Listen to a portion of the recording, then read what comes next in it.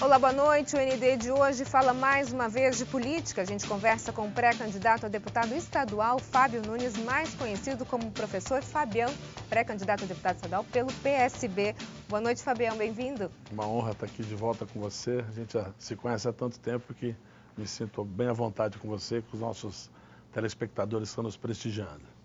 Falar um pouquinho sobre alguns assuntos referentes à nossa região, Fabião, Sim. mas antes eu gostaria de tocar num assunto que foi bastante delicado, até para você explicar um pouco a situação. Em setembro do ano passado, durante o Rock in Rio, teve aquela polêmica toda em torno de você por causa de uma postagem que você postou o bumbum de uma mulher durante a festa. Exato. No programa. Meses depois, como é que você avalia esse episódio? Eu ainda estou assim, processando isso, porque o meu pai, a minha mãe já faleceu, o meu pai com muito carinho, meu filho, a verdade sempre vem à tona. A gente vive numa sociedade, infelizmente, de intolerância, e esse desrespeito que as pessoas interpretaram o que eu fiz, eu reconheci como um erro, porque eu vivo nessa sociedade, nessa sociodiversidade das pessoas. Eu me perdoei, porque afinal de contas, à época eu era secretário de cultura de uma cidade importante como Santos. Alguns segmentos da imprensa tiveram cuidado de chamar de uma postagem polêmica, e eu tinha só 2.000 pessoas no meu Instagram, então eu não vou minimizar esse momento da minha vida. Eu sofro até hoje, confesso isso, as pessoas me oram, algumas pessoas não entendem, mas o que eu queria deixar assim bem transparente é que não estava com nenhum alcoolizado, como falaram no Facebook, porque era uma festa. Imagina, eu fui no primeiro Rock in Rio em 1985, eu sou um cara ligado à música, ligado à cultura, à arte, ao teatro. Então, assim, foi de verdade não uma brincadeira, mas sim uma postagem talvez ingênua aos 51 anos, né, que eu tinha na época. Hoje eu tenho 52, ou seja, as pessoas falam, como é que você pode ser ingênuo dessa maneira?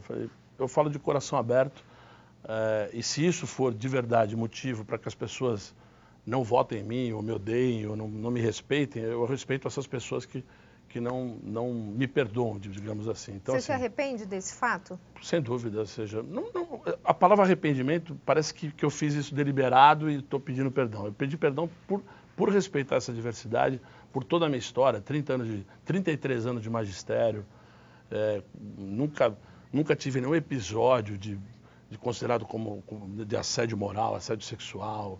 Tenho uma relação incrível com as minhas amigas mulheres, minhas ex-alunas, ou seja, como uma querida aluna da época, porque quando eu saí da empresa que eu trabalhei durante 30 anos, agora saí recentemente, uma aluna de uma das classes, ela mandou para mim, Fábio, você errou, mas você não é esse erro. Essa menina tem 17 anos, é uma das minhas alunas. Então, assim, a gente tem que acreditar que a sociedade faz essas interpretações. O mundo digital hoje é um mundo necessário para a gente fiscalizar a política. O que a gente quer é o comando e controle, que essa velocidade de informação, dessa informação que hoje as pessoas que não têm muito traquejo de vida, talvez assim, que são mais jovens, às vezes acabam pegando as notícias chamadas de fake, ficam preocupadas, gastam tempo. Então, esse momento foi um momento da minha vida, um corte assim da minha vida histórico. Eu como uma figura pública, se fosse talvez uma pessoa... Esse episódio que aconteceu recentemente dos rapazes na Rússia cantando, fazendo uma bagunça. Beijando, enfim. Exatamente. Foi também de uma dimensão proporcional ao erro deles, desse mundo interpretado como desrespeito. E as pessoas me falam, pô, Fabiano, você viu o que aconteceu? Eu falei, vi. Então, assim, como diz tem um menino que é cantor jovem, canta muito parecido até com o meu amigo Chorão, ele fala que o machismo está em desconstrução. Então, eu não me considero, nunca bati no peito, não tenho nenhum tipo de... Mas as pessoas interpretam os nossos atos. Então, se algumas pessoas interpretaram isso como misoginia, como machismo, a gente está desconstruindo esse modelo de desrespeito. Eu não tive de verdade, de coração aberto, falo à sociedade para você, olhando nos teus olhos, que eu me senti... Peço perdão às pessoas que se sentiram ofendidas com essa minha foto. Qual a maior lição que você tirou desse episódio, Fabião? Cara, que vale a pena a gente acreditar no futuro, ou seja, eu estou aqui, eu tô me reinventando, a gente está sempre se requalificando, ou seja, os erros acontecem, imagina, as pessoas são falíveis. Acho que eu falei para os meus filhos, que indiquei até um livro para ele que li aos 17 para 18 anos, chamado Condição Humana, um livro de 1953. Esse livro fez muito do que eu sou hoje, que eu construí politicamente, nesses 18 anos de política, foi a partir dessa leitura. Um livro escrito em 1953, no pós-guerra, por uma mulher, para Hannah Arendt, que mostra exatamente essa diversidade. Essa mesma diversidade das pessoas que, quando estavam no poder, acabaram confundindo o dinheiro público com o dinheiro próprio, ou seja, elas foram acusadas de desvio público. As mesmas pessoas que, por algum motivo, né, foram levadas ao crime. Então, assim, a condição humana é de verdade essa fragilidade humana e esse acordar, essa bênção que a gente tem, que a gente recebe o carinho das pessoas pelo WhatsApp, pelo Facebook, assim, acho que é o que nos move. Então, eu tô num momento de bastante paz espiritual, de busca. Foi um momento que eu sofri muito, a minha família sofreu, minha filha, minha ex-mulher, minha esposa, meu filho, todo mundo, todas as pessoas do meu círculo de amizades, que não é pequeno. Algumas pessoas entenderam, outras não, mas é uma superação de verdade de todas as suas limitações, todas as falhas da condição humana. Agora você está entrando numa nova fase que é de pré-candidato a deputado estadual. Como é que a internet hoje pode ser sua aliada? Você enxerga hoje a internet e as redes sociais de uma forma diferente depois do que aconteceu? Não, eu continuo achando, eu acho ela indispensável. A internet é indispensável. Mas hoje... pensa um pouco mais antes de postar? Não, claro, isso sem dúvida. Aquela postagem, de verdade, foi feita numa madrugada. A foto ficou 2 dias no meu celular, postei várias... A circunstância foi muito específica. Mas hoje, do ponto de vista político, você está perguntando. Sim. Do ponto de vista político, ou seja, essa demonização das pessoas, a internet é um local onde o ódio, ele é propagado. Porque as pessoas têm ódio. O ódio é um sentimento que também vem de Deus. Não é só coisa boa que vem, tudo é de Deus. A tempestade é de Deus, o sol é de Deus. Então, assim, quando você começa a entender a dimensão da internet dentro da vida contemporânea, do momento atual, a gente não pode esquecer que os nossos jovens, as nossas crianças, nossos alunos, nossos estudantes, eles estão pulando dos prédios. Agora, qual é o gatilho? Qual é a raiz? O que tem a ver o Temer com a morte de um jovem que se suicidou há 10 dias? Tudo a ver. É um sistema doente que está funcionando. Então, qual é o peso da internet nesse sistema doente? Eu vou te dar um exemplo bem prático. Eu vim aqui para falar isso para você e para os telespectadores. A máquina pública de São Vicente, de Santos, de todas as cidades do Brasil, ela é uma máquina construída antes do mundo digital. Eu vou te explicar. Há quanto tempo você não fica numa fila de banco presencialmente, em pé, segurando meia dúzia de contas que você tem para pagar? Quanto tempo você não faz isso? Você esqueceu? Eu também, acho que há uns 6 meses. Outro dia eu tive um atraso, não consegui pagar no banco, tive que ficar na fila e fiquei. Eu fui office boy quando não existia fila única. Eu ficava na fila e falava para as pessoas, olha, desculpa, eu vou ficar uma meia hora no caixa, porque não existia computador. Então, assim, essa mudança do mundo, ela não aconteceu na estrutura política. Então, esse desarranjo da política 2018, esse ano que a gente não vai contar, né, para ninguém que a gente viveu, que as pessoas estão absolutamente... É uma tragédia, uma ausência de líder. O último grande líder, ele está preso, estão pedindo a sua liberdade, que eu acho que ele pode até vir a provar isso, mas a sucessão de erros, se foram erros, a sociedade não sabe se a Lava Jato é um excesso, é produto de um golpe, é produto do mecanismo, do sistema. Está uma confusão e uma miscelânea que então, pode interferir nas eleições agora, vai interferir porque as pessoas estão falando. Meu filho falou, pai, eu vou votar em você. Eu não vou votar em presidente. Eu falei, mas é importante a democracia, porque eu respeito, porque eu não consegui votar. Eu sou político, falo aqui no ar, não consegui votar em nenhum presidente na última eleição. Já antevendo... Por falta de opção. Por falta, exatamente, porque não dá mais para um país como o nosso, com 220 milhões de habitantes, uma economia genial, um povo miscigenado, as pessoas do Brasil... Eu estava entrando aqui, vi os jovens voltando agora da escola. Como é que a gente vai acreditar nessa política? Então, o que a gente quer é a participação da sociedade, os cientistas políticos, para que a gente tenha de verdade uma expectativa de futuro. Não é tudo a eleição, mas a eleição é um momento importante. O dia 7 de outubro é um momento importante. E no próximo bloco a gente continua a falar sobre política. Nós voltamos em instantes. Até já. O ND está de volta, o nosso assunto de hoje é política e eu converso com o professor Fabião, pré-candidato a deputado estadual pelo PSB. Fabião, falar um pouquinho agora da nossa região, você estava falando sobre a parte política, né, o cenário que a gente está vivendo e o que a gente pode esperar para as próximas eleições. O que a gente pode esperar aqui para a nossa região? A nossa região é meio Uruguai, ou seja, nós somos 1.800.000 baixadianos, vamos fazer um neologismo, ou seja, eu não consigo ver as cidades separadas. Primeiro que elas estão unidas pela Mata Atlântica, que é o Parque da Serra do Mar. Elas estão unidas pelo Oceano Atlântico, onde a gente tem a APA Marinha, né? E a gente tem, nos dois extremos, na divisa de Bertioga com São Sebastião, o Parque Estadual da Restinga do Itaguaré. E na divisa de Peruíbe com Iguape, a gente tem a Estação Ecológica da Jureia. Então nós somos 1.800.000 habitantes, eu como repito, meio Uruguai, com 9 cidades incríveis, com uma economia pulsante em função desse porto, do polo petroquímico. Então, nós somos uma região para se orgulhar do que a gente conquistou. Quando eu falei desses quatro hotspots de biodiversidade, né, a APA Marinha, a Serra do Mar, o Parque Estadual, a Jureia e o Itaguaré, é para mostrar que os antepassados, principalmente para os jovens, os antepassados, que eu sou nessa transição. Fabião, como é que você virou biólogo? Eu conheci o Ernesto Zuarg, um dos maiores ambientalistas brasileiros, o cara que impediu que uma segunda usina nuclear brasileira fosse construída aqui na Jureia. Estrategicamente, ela está entre São Paulo e Paraná, e Curitiba. Outro polo de desenvolvimento, que é Curitiba. E por que Angra dos Reis foi escolhido para construir a usina nuclear? Está entre São Paulo e Rio de Janeiro. É geopolítica isso. Então, eu estou falando isso porque a nossa região, ela tem sim uma função política muito importante, mas não precisa falar Mário Covas, do governador do estado, todos os políticos daqui, a importância da nossa cidade e da nossa região é muito grande. Então essa economia, ela está atrelada à economia, ela é uma dos centros de referência dessa nova política que a gente está construindo, que ninguém sabe muito bem o que é, com comando e controle social, com o uso das redes que você me perguntou.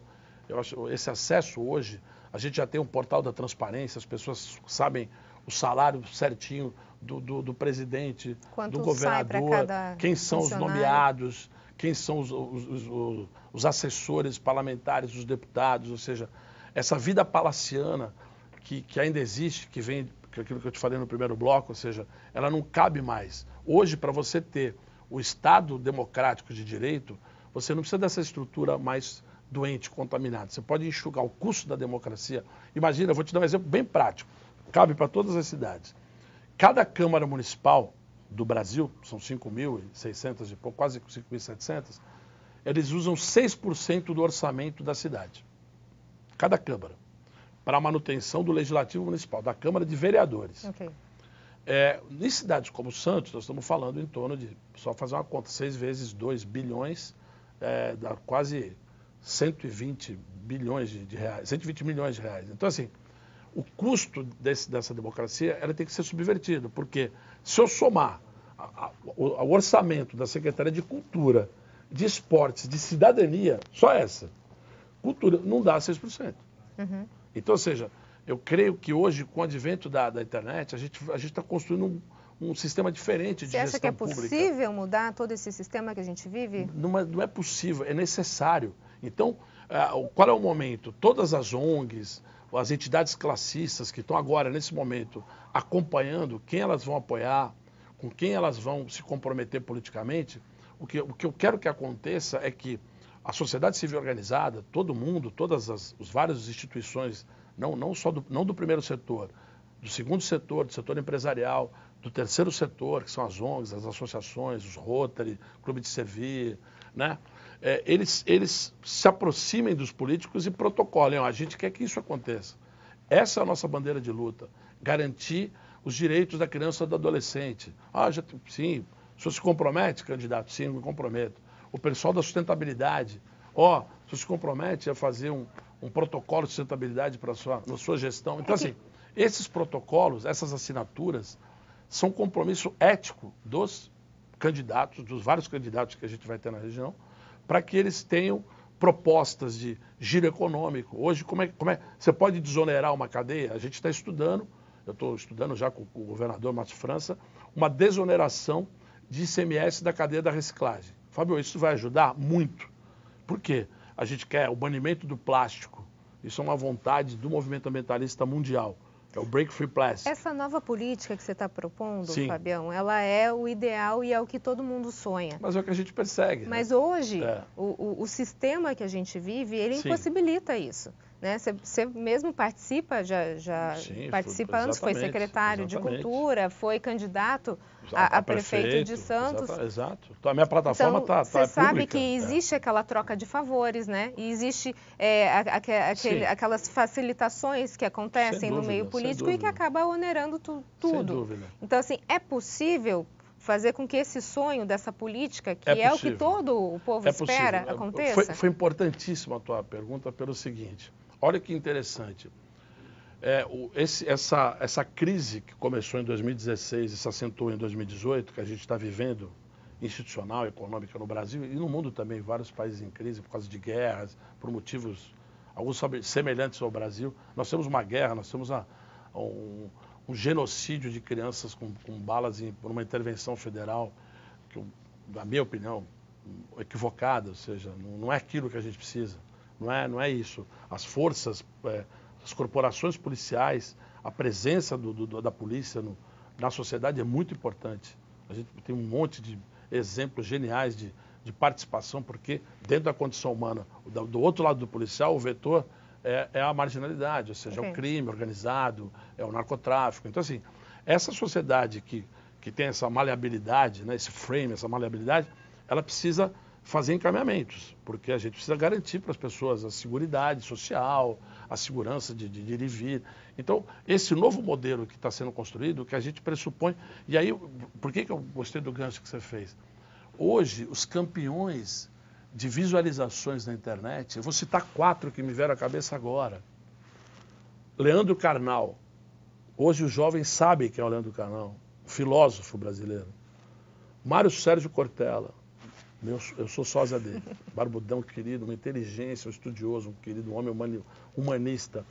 Luiz Pondé, quem mais? E o Renato Janine Ribeiro, que eu sou fã do Renato. O Renato foi 6 meses ministro da Educação. Então, essa nova política pressupõe o envolvimento, ou seja, o pensamento da nova sociedade, desde o meio acadêmico e nas comunidades, ou seja, na Vila dos Criadores, sabe, na Vila Pantanal, na Vila Baiana, em Guarujá, ou seja, pressupõe uma participação da sociedade através desse input, dessa informação qualificada que o mundo digital permite o acesso. Okay, no próximo bloco a gente continua a falar sobre política com o professor Fabião. Nós voltamos em instantes. Até já.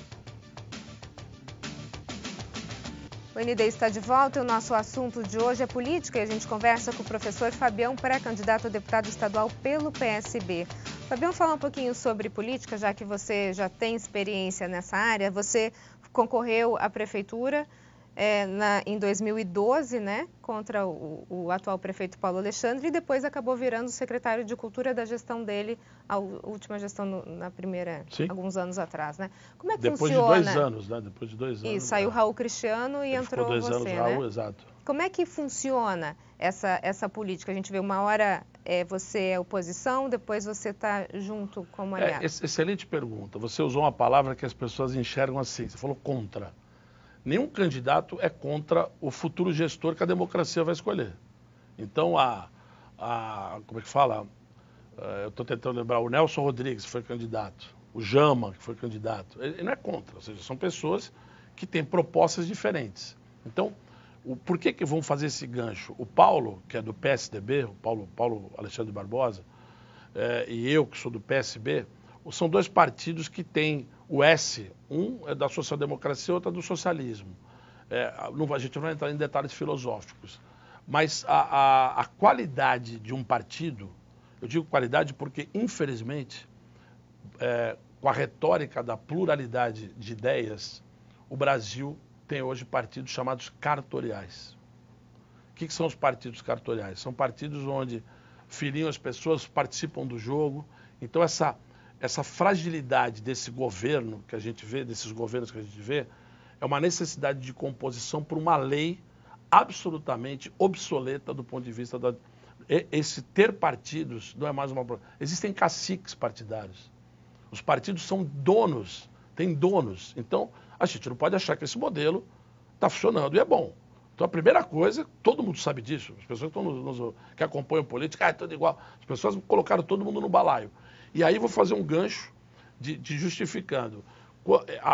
Quando o prefeito eleito, Paulo Alexandre Barbosa, com 57%, eu tive 8%. 8% enxergaram, poxa, o Fabião acho que é o que a gente precisa para Santos. Só que os outros 92 não acharam, votaram na Eneida Cury, votaram nos outros candidatos, do Sérgio Aquino, na Thelma de Souza, no Beto Mansur e em mim. Né? Eu fui muito bem, porque eu fiz uma campanha no que eu acredito, dessa desconstrução. A gente falou tanto de filósofos brasileiros, o meu filósofo de cabeceira, morreu recentemente, é um francês, o pai da heterodoxia. A ortodoxia é aquela coisa que a gente tem hoje.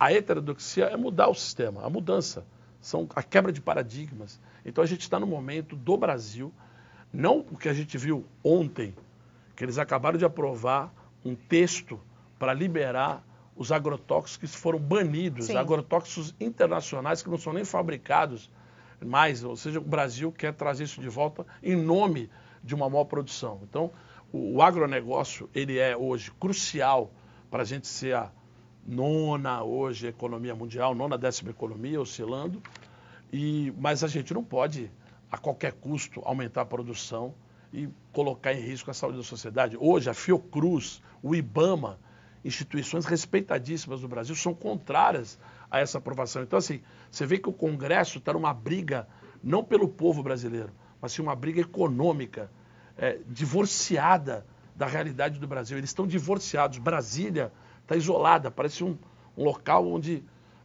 um terreno não fértil. E ali foi criado esse centro do poder para que as pessoas vão lá conversar, dialogar com os 513 Só para voltar federais, um pouquinho sim. naquela nossa questão, então, você acha que essa composição de poderes e de ideias acaba formando um único governo, que foi o que aconteceu, pegando as ideias de quem, na verdade, acontece. Exatamente. Você acha que isso vai acontecer agora, por exemplo? A gente poderia ver, talvez agora no primeiro turno, Márcio França e SCAF unidos? Eu acho que sim, é possível. É possível? O Márcio tem uma formação muito mais plural do ponto de vista da sua... Ele está há 30 anos no PSB, conviveu com o Miguel Arraes, com o Eduardo, com todas as nossas referências, o próprio Carlos Siqueira, que hoje é o nosso presidente, foi reeleito. O Márcio tem uma visão social muito diferente do SCAF. E o SCAF tem uma visão complementar do mundo empresarial, que eu não gosto muito desse nome, mas hoje eu posso falar para você que o modelo que a gente tem do dinheiro ir para o Estado e o gestor público fazer a gestão desse dinheiro para que a coisa aconteça, não está funcionando. Olha o que eu estou falando publicamente aqui. Ou seja, então tem gente que não quer nem que vá nada para o Estado, que é anti-Estado. Eu sou um cara que acredito que o Estado tem que garantir os direitos constitucionais. Educação, saúde, qualidade, mobilidade, segurança, ou seja, o Estado tem uma função. Então não dá para abrir mão. Só que esse repasse, essa gestão do Estado não está funcionando. Então não é a liberar como tem gente que quer fazer. Sim. Que tem caminho para escolher. As pessoas têm que saber disso. Tem gente que quer fazer isso, liberar, esquece o Estado, vai ser tudo privado. Não, o Estado tem uma função importantíssima, principalmente para as pessoas que dependem mais do Estado do que outras. Isso é para pensar. Ok, Fabião, muito obrigada pelas suas informações, sucesso. Vamos que obrigado, foi um carinho aqui enorme. Obrigado pela paciência de vocês e vote consciente. O ND fica por aqui, uma ótima noite para você. Até mais.